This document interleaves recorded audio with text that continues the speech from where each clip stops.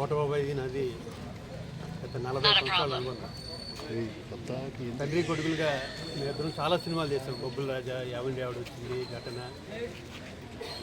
వినోదం, దేవుడు, ఇలాంటి సినిమాలు. ఒక సీన్ ఇచ్చి ఇంప్రవైజ్ చేయాలంటే సీన్లో విషయం లేకపోయినా కూడా అతను ఎంత బాగా ఇంప్రవైజ్ చేస్తారు, సీన్ పనిచేస్తారంటే అలాంటి నటులు వేల మీద ఎక్కువ.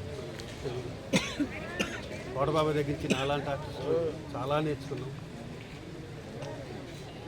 ఎప్పుడు చూడాలనిపించిన రారా ఒక్కనే ఉన్న ఇంట్లో బోరు కొడుతుంది. ఈ మధ్యన కూడా వచ్చాను నేను చాలాసార్లు. లాస్ట్లో కొంచెం మనిషి చిక్కినా కూడా వాయిస్లో మాత్రం ఏమాత్రం బేస్ తగ్గలే, గట్టిగానే మాట్లాడుతుండేవాడు. అది ఇది అడుగుతుండేవాడు. ఏమి షూటింగ్ జరుగుతున్నారో అడుగుతుండేవాడు. ఎరా నన్ను మర్చిపోయారా ఇండస్ట్రీ అని అడుగుతుండేవాడు.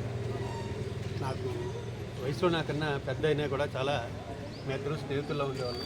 ఎప్పుడు బాబు అని పిలిచేవాడిని, నన్ను రాజా అని పిలుస్తాడు. అతను లేని లోటు తీర్చలేదు అనుకున్న అతను చల్లగా ఉండాలని దేవుతాను. సారీ, అంత్యక్రియలు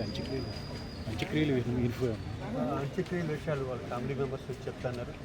ఎందుకంటే కోట శంకరరావు గారు ట్రైన్లో ఉన్నాడు, అక్కడ అరుణాచల్ నుంచి ఎక్కడి నుంచి వస్తుంది. వాళ్ళ ఫ్యామిలీ మెంబర్స్ అందరూ డిసైడ్ చేసుకున్నాక చెప్తారు. ఈరోజే ఉంటుంది అనుకుంటున్నాను.